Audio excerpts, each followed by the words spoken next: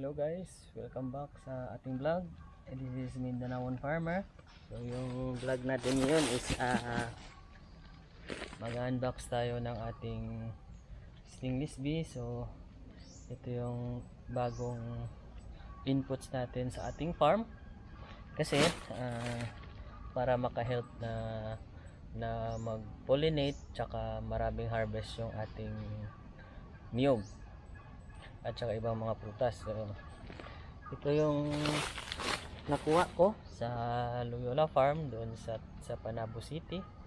So maglalagay tayo dito, magbe-venture tayo ng stingless bee kasi hindi pa tayo expert or wala pa tayong knowledge talaga sa mellifera, yung commercial bees. So ito muna yung ano natin, yung practice natin para baka more knowledgeable tayo sa beekeeping. Ito guys, yung area na lalagyan namin is dito. So ito yung entrance nya papunta dun sa unahan. So mostly yung area namin dito guys is coconut, niyogan lahat ito. So ito yung ideal namin kasi yung nagsumisikat yung araw is dito na area.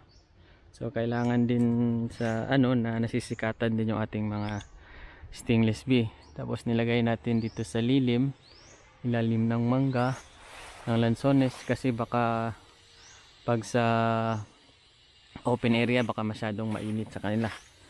So lalagay muna natin dito sa upuan. So nagpagawa pa tayo ng stand nya para dito na talaga siya matambay steady. So bubuksan natin ito yung stingless bee. So actually guys, this is my first time and I have a zero experience for unboxing bees or stingless bee, kaya sabay-sabay tayong manood kung anong sa loob niya.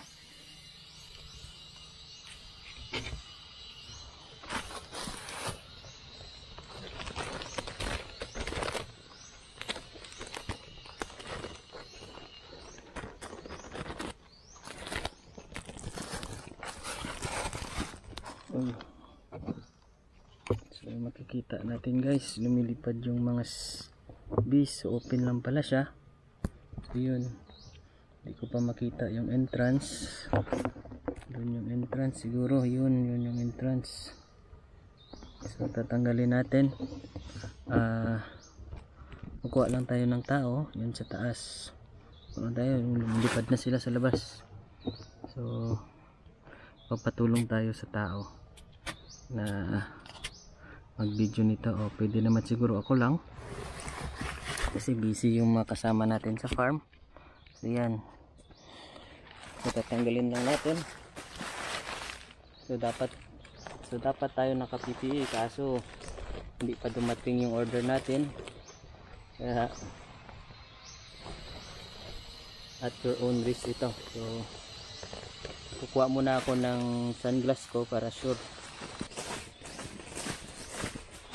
So nakabalik tayo guys, meron na tayong eyeglass kasi hindi pa tayo nakabili ng PPE. So buksan na natin, dandahan lang siguro. Yun, nalabas yung bees.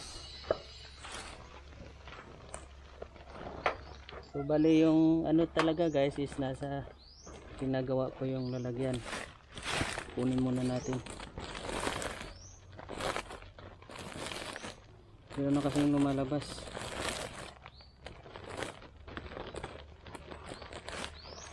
Hindi natin alam to kung aggressive ba sila o hindi. Yun, nilipad na sila guys.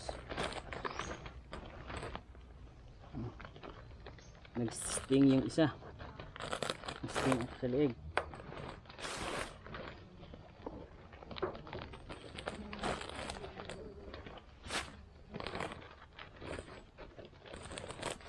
Yun yung entrance. So mamaya na natin siguro buksan talaga. Ito nasa mukha na ako nila eh.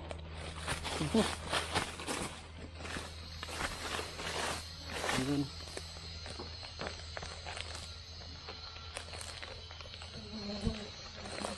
Siguro okay na muna yan guys.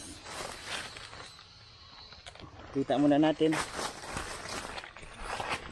Ito yung bahay ng stingless bee. Ayan. Pero okay na ata sila.